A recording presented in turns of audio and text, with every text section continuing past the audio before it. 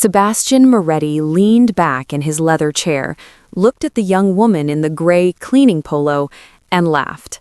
"Call whoever you want," he sneered. The guards by the door chuckled with him.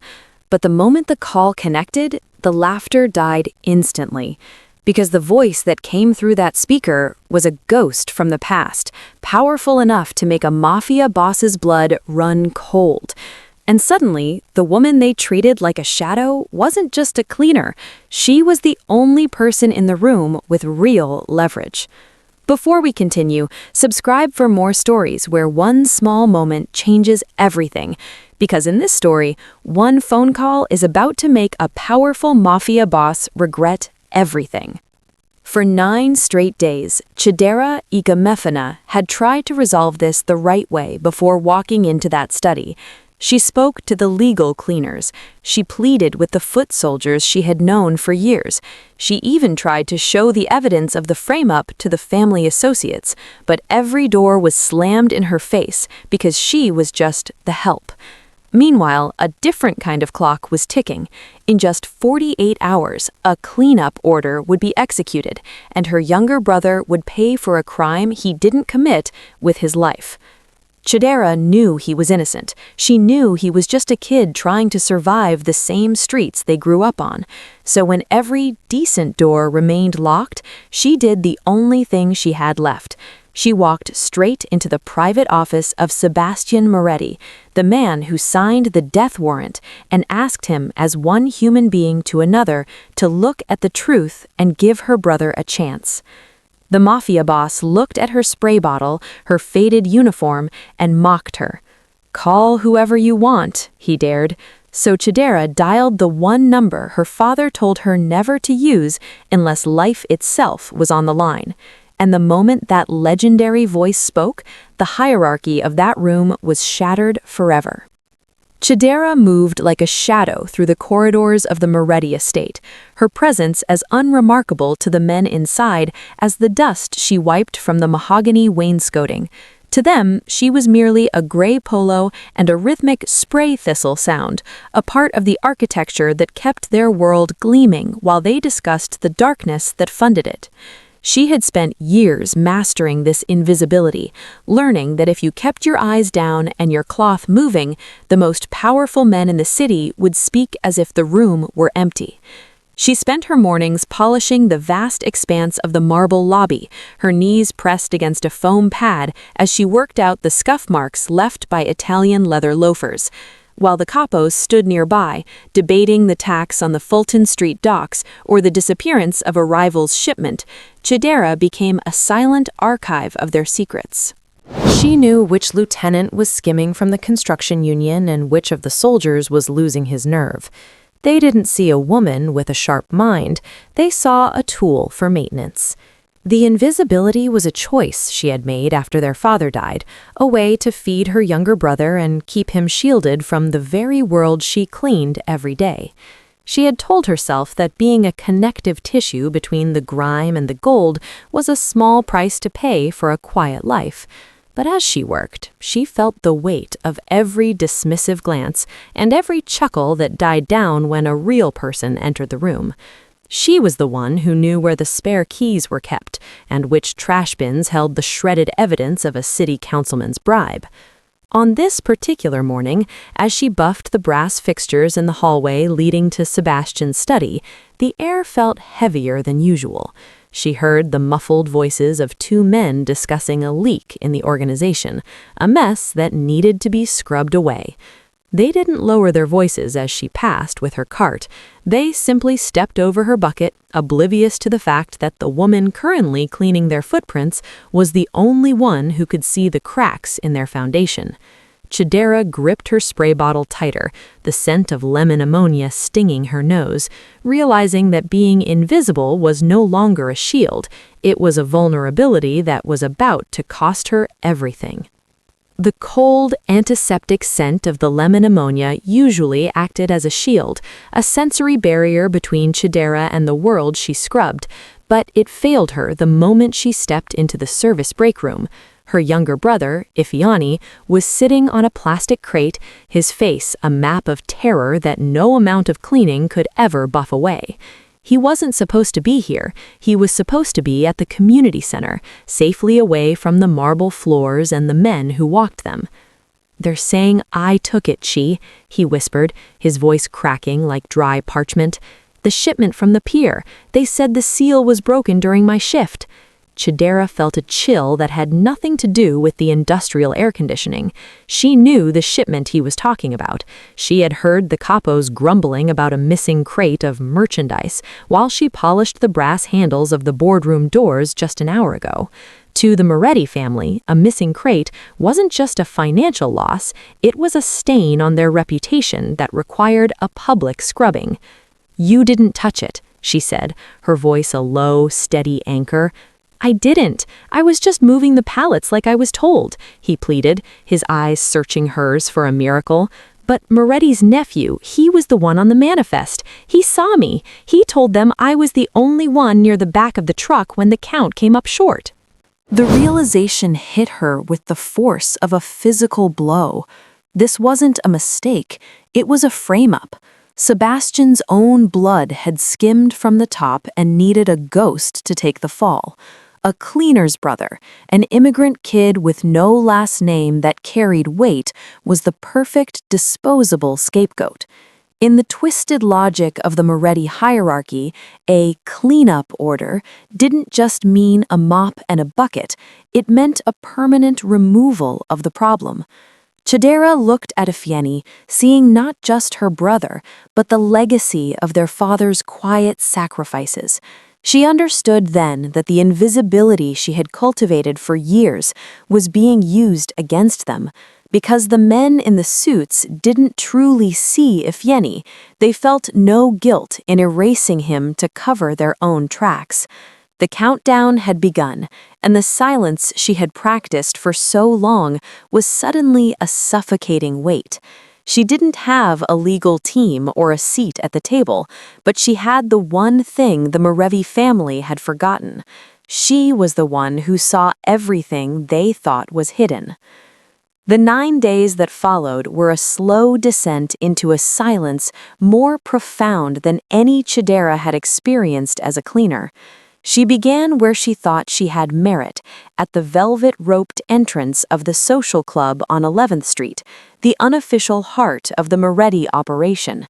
She didn't go as a shadow this time, she went as a sister. But the moment she stepped across the threshold without a tray or a duster, the atmosphere curdled. The capos she had served coffee to for 3 years, men who had once shared boisterous jokes while she scrubbed their cigar ash, suddenly found the brickwork behind her more interesting than her face. She stood before Lorenzo, a man whose children's names she knew and whose office she had kept spotless through 2 federal investigations. When she began to speak of the manifest and the discrepancy at the pier, Lorenzo didn't even look up from his espresso. He simply waved a hand as if shooing a persistent fly. The laughter that followed from the corner booth, a sharp, jagged sound, was worse than a physical blow. It was the sound of being reminded of her place. They didn't argue with her facts, they simply refused to acknowledge she had the right to speak about them.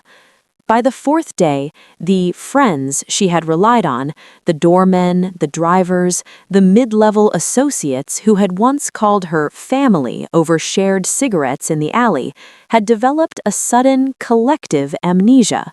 When she approached them with the evidence of the frame-up, they looked through her as if she were made of glass. One driver, a man she had once helped hide a gambling debt from the bosses, walked away mid-sentence, his eyes darting toward the security cameras. The message was clear. In the Moretti world, loyalty was a currency she didn't possess, and her brother was a debt they were all happy to see settled. Each night she returned to the small apartment where Ifeanyi sat in the dark, the 48-hour clock now a deafening roar in their ears. She had tried the right way, the way of appeals, of showing proof, of calling on the bonds of years of service. But as the ninth day bled into dusk, Chidera realized she had been trying to open doors that were never meant for her. The capos hadn't ignored her because they believed Ifeanyi was guilty. They ignored her because his life was the price of their comfort, and she was just the person hired to keep that comfort clean. She looked at the old leather-bound address book her father had left behind, a relic of a different era of power. The decent doors were all dead ends. There was only one door left, the heaviest one of all, and she knew she would have to break her own silence to walk through it. Chidera sat at the small kitchen table, the worn leather address book feeling heavy in her hands, its scent of old paper and tobacco bringing her father back to life for a fleeting moment. To the world, Amadi Ikamefuna had been a man of shadows and soap, a ghost who buffed the floors of the powerful and left no trace of himself behind. But Chidera remembered the night 20 years ago that had redefined the word cleaner in her father's vocabulary. It was a Tuesday, a night slick with freezing rain, when her father had returned to their apartment not with his usual bucket, but with a man who looked like he had been dragged through the very gutters Amadi was paid to clear. The man was young, his face a mask of blood and terror, wearing a suit that was expensive but ruined. At the time, he was a nobody, a low-level runner caught in the crossfire of a succession war that was tearing the 5 families apart. He had been left for dead in a basement in Queens, hidden behind a furnace where only a man with a mop and a reason to look into the corners would find him. Chidera, a young girl then, had watched from the doorway as her father worked with a different kind of precision. He didn't call the police, and he didn't call the Moretti doctors. He simply cleaned. He stitched the man's side with a steady hand and fed him broth until the light returned to the stranger's eyes. For 3 days, the man lived in their spare room, a secret kept from a city that was actively hunting him. On the final night, as the man prepared to vanish back into the shadows, he had looked at Amadi not as a servant, but as a savior. He had written a single name and a string of numbers in the back of the leather book. "The world thinks you are invisible, Amadi," the man whispered, his voice gravelly and profound. "The world thinks you are invisible, Amadi, but I see you. If the day ever comes when the shadows try to swallow your own, dial this. I will answer. I owe you a life." That nobody had gone on to become the ghost, the silent arbiter of the underworld, a man whose name was whispered with more fear and reverence than Sebastian Moretti could ever dream of commanding. Her father had never called. He had died with his dignity intact and his floors shining, leaving the debt unpaid. But as Chidera looked at the number now, the ink faded but the promise still pulsing, she realized her father hadn't left her a duster, he had left her a thunderbolt. She wasn't just a cleaner's daughter anymore. She was the keeper of a life debt, and the time for silence had finally ended. Chidera didn't pick up her mop that morning. She left the gray bucket in the janitor's closet, the lemon ammonia scent still clinging to her skin like a memory of a life she was leaving behind. She traded her cleaning cart for a single manila envelope, her fingers tracing the edge of the paper where the proof of the frame-up, the real shipping manifest she had fished from a shredded bin, lay hidden. She walked through the marble lobby not with the bowed head of a servant, but with the measured stride of someone who finally saw the floor for what it was, just stone. When she reached the heavy oak doors of the private wing, the 2 guards shifted, their hands dropping to their belts in a practiced, lethal motion. They looked at her as they always had, waiting for her to produce a badge or a tray of espresso. Instead, she met their eyes. The silence she had cultivated for years became a wall of its own. She didn't ask for permission, she simply moved forward. The guards, momentarily paralyzed by the sheer impossibility of a shadow suddenly taking form and substance, hesitated just long enough for her to reach the handles. The air inside Sebastian's study was thick with the smell of expensive tobacco and the quiet hum of absolute authority. Sebastian Moretti was leaning over a map of the docks, his tie loosened, a glass of amber liquid sweating on the desk beside him. He didn't look up at first, assuming it was the midday coffee service. Set it on the side table, Chidera, he muttered, his voice gravelly and disinterested. And tell Lorenzo I'm not to be disturbed until the cleanup is confirmed. The cleanup won't be happening, Mr. Moretti, she said. The sound of her voice, clear, steady, and devoid of the deference he expected, hit the room like a physical blow. Sebastian froze. He looked up slowly, his eyes narrowing as they traveled from her empty hands to her face. For the first time in the 3 years she had polished his desk, he actually saw her. He didn't see a threat. He saw a glitch in his perfectly ordered machine. "You've lost your way, girl," he said, his voice dropping into a dangerous, low register. "The hallways are yours. This room is mine. Get out before I forget that your father was a useful man." Chidera didn't flinch. She stepped toward the desk and laid the manila envelope over the map of the docks. "My father was a man who saw everything you tried to hide, and I am my father's daughter. I'm not here to clean your office, Sebastian. I'm here to tell you that you're about to execute an innocent boy for your nephew's greed." The guards burst in behind her, reaching for her arms, but Sebastian raised a single trembling hand to stop them. A dark, mocking curiosity flickered in his eyes as he looked at the cleaning girl who had dared to cross the threshold of his world. Sebastian didn't look at the envelope, he looked at Chidera, with an expression that was far more chilling than anger. It was a deep, clinical amusement. He leaned back, the leather of his chair creaking like a warning, and gestured vaguely toward the window where the city's skyline was beginning to glow with a cold, predatory light. The guards stood like statues, their presence a silent weight in the room, but Sebastian's voice was what truly filled the space, wrapped in the heavy, airless dismissal of a man who believed the world was divided into architects and dust. "You think this is about a shipping manifest, Chidera?" he asked, his tone dropping into that particular brand of cruelty that treats a human tragedy like a punchline. He stood up, walking slowly around the mahogany desk that she had spent 3 years keeping spotless. "You've been polishing these floors for a long time. You should know by now that this building, this city, isn't held together by marble and brass. It's held together by order. And order requires a certain kind of math." He stopped just inches from her, the scent of his expensive cologne mixing with the faint, lingering sharp tang of her cleaning supplies. "Your brother isn't a person to me. He isn't a name or a face or a story. He is a decimal point on a ledger that shifted the wrong way.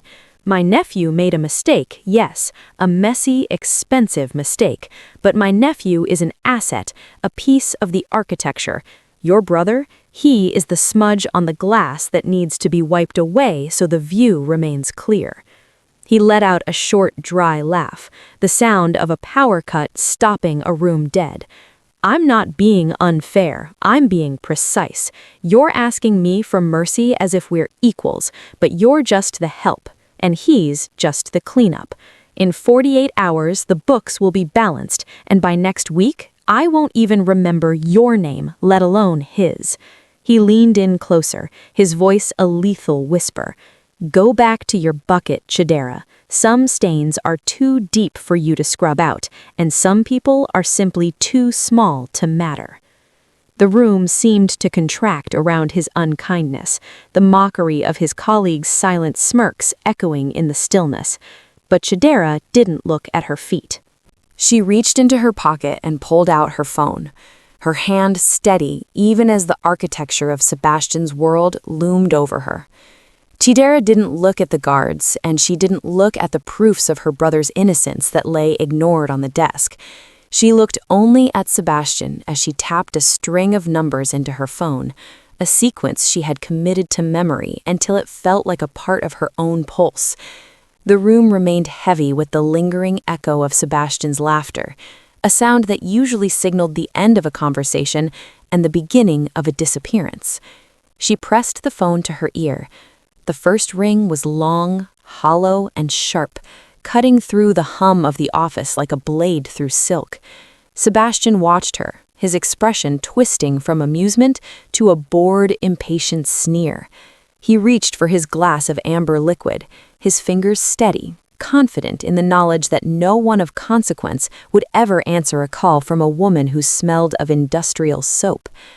The second ring began, and Chidera did something she had never done in 3 years. She reached out and pressed the speakerphone icon, setting the device down on the mahogany desk between them. "You're wasting the little time your brother has left, Chidera," Sebastian said, his voice dripping with a casual, practiced malice. "Who could you possibly be calling? The precinct? The papers? They all eat from my hand before I've even sat down for breakfast." The third ring was cut short by a click. There was no greeting, no automated message, just a sudden, profound silence that seemed to suck the air out of the room. Then a voice emerged from the small speaker. It wasn't loud, but it possessed a weight that made the floorboards feel fragile. It was a voice that sounded like shifting gravel and old, cold iron. "Amadi?" the voice asked. The change in Sebastian was instantaneous. The glass in his hand didn't just shake, it slipped, thudding onto the thick carpet, the amber liquid soaping into the fibers. His face, which had been flushed with the arrogance of a king, drained of color until he looked like a man seeing his own ghost. He didn't just stop laughing, he stopped breathing. He recognized that cadence. He recognized the specific, lethal gravity of a man who had been a myth for a decade. "Amadi is gone," Chidera said, her voice a calm, unwavering flame in the sudden chill of the study. "I am his daughter, and I am standing in the office of a man who thinks my family is a decimal point."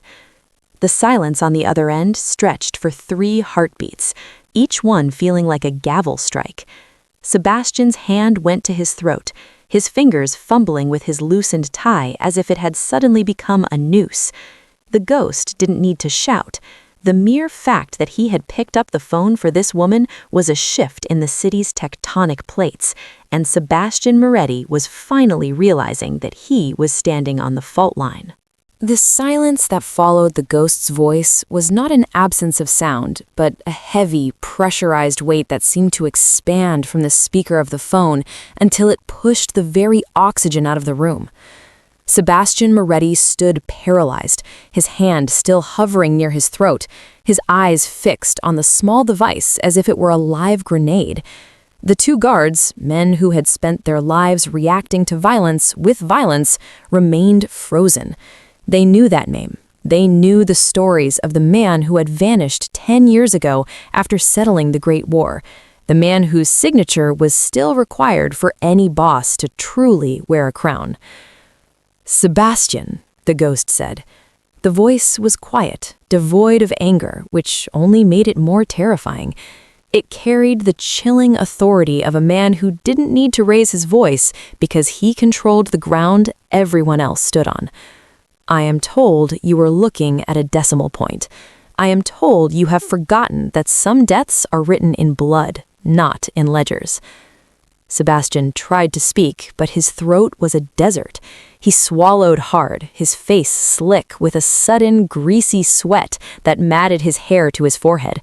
"Sir, I had no idea the girl was—" "The girl has a name," the ghost interrupted, the words falling like iron weights. "And her father was the reason I am alive to have this conversation with you. If Amadi's son is harmed, if a single hair on that boy's head is touched, I will personally come out of the shadows to ensure that the Moretti name is scrubbed from every street corner in this city. Do you understand the math now, Sebastian?" For 4 agonizing minutes, the ghost did not hang up.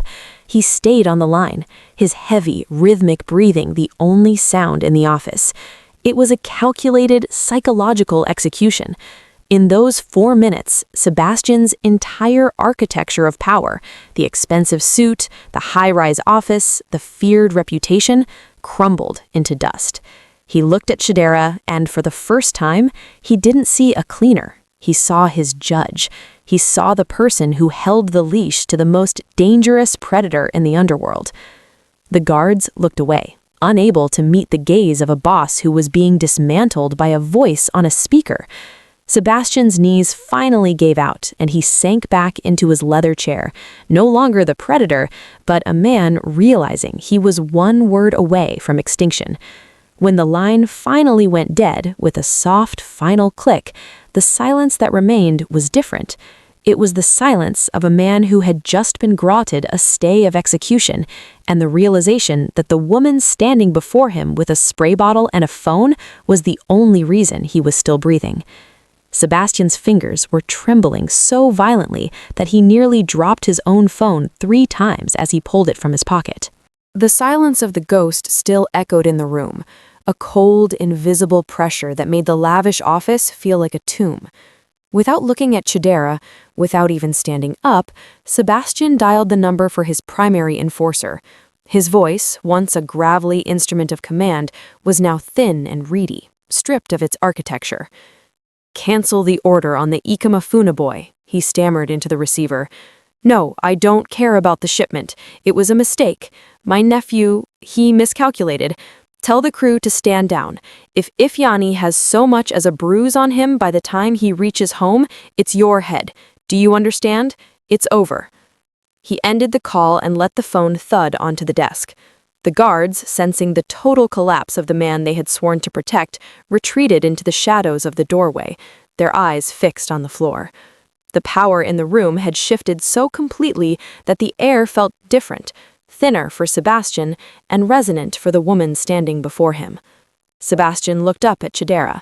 The mockery was gone, replaced by a raw, naked fear that made him look older, smaller, and infinitely more fragile. He looked at the gray cleaning polo, the spray bottle, and the worn cloth she still held, and he realized with a sickening jolt that he had spent years treating the most dangerous person in the city like a piece of furniture. She wasn't just a witness to his secrets, she was the keeper of the only debt that could actually destroy him. "I'll have the papers drawn up," Sebastian whispered, his gaze finally dropping to the floor she had polished that morning. "Your brother will be cleared. The shipment loss will be absorbed by the family, and you don't have to clean here anymore." Chidera picked up her phone and the manila envelope. She didn't offer him a smile or a nod of victory. She simply looked at the man who called her brother a decimal point and saw him for what he truly was, a man who only existed because of the mercy of a ghost. "I'll be back tomorrow morning, Sebastian," her voice calm and absolute. "But I won't be cleaning. I'll be checking the ledgers to make sure the math stays correct." She turned and walked out of the study, her footsteps echoing on the marble of the great hall. Behind her, the most powerful man in New York sat in the dark, listening to the silence of an empty room, finally understanding that in a world built on grime, the person who knows how to clean it all away is the one who truly rules.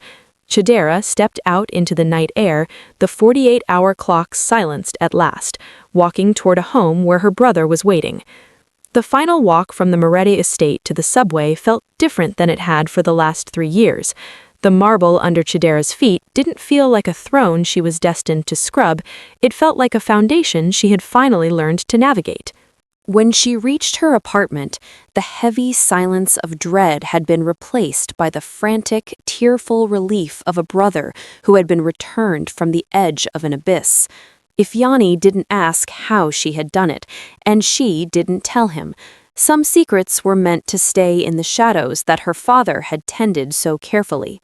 In the weeks that followed, the new order took shape. Sebastian Moretti remained in power, but he moved with a newfound hesitation, a man who had looked into a mirror and seen his own mortality reflected in the eyes of a cleaner. The frame-up was dismantled, the nephew was reassigned to a distant, colder territory, and the families of the neighborhood found that the aggressive expansion of the Moretti Empire had suddenly, quietly ceased. Chidera continued to walk the halls of the high-rises, but she never picked up a mop again. She became the silent auditor, the woman who sat in the back of the room while the powerful spoke, her presence a constant reminder that the decimal points had names, and those names were protected by a ghost. The moral of the story is that true power does not always wear a suit or carry a weapon. Often, the most influential person in the room is the one everyone else has trained themselves to ignore. Invisibility can be a prison, but when paired with integrity and the courage to call in a debt of honor, it becomes the ultimate leverage. We must never mistake a person's status for their worth, nor their silence for their lack of a voice. For the person cleaning the floor today may be the only one standing between you and the ghosts of your past tomorrow. Respect is not just a courtesy, it is the only thing that keeps the architecture of power from crumbling into the very dust it tries to ignore.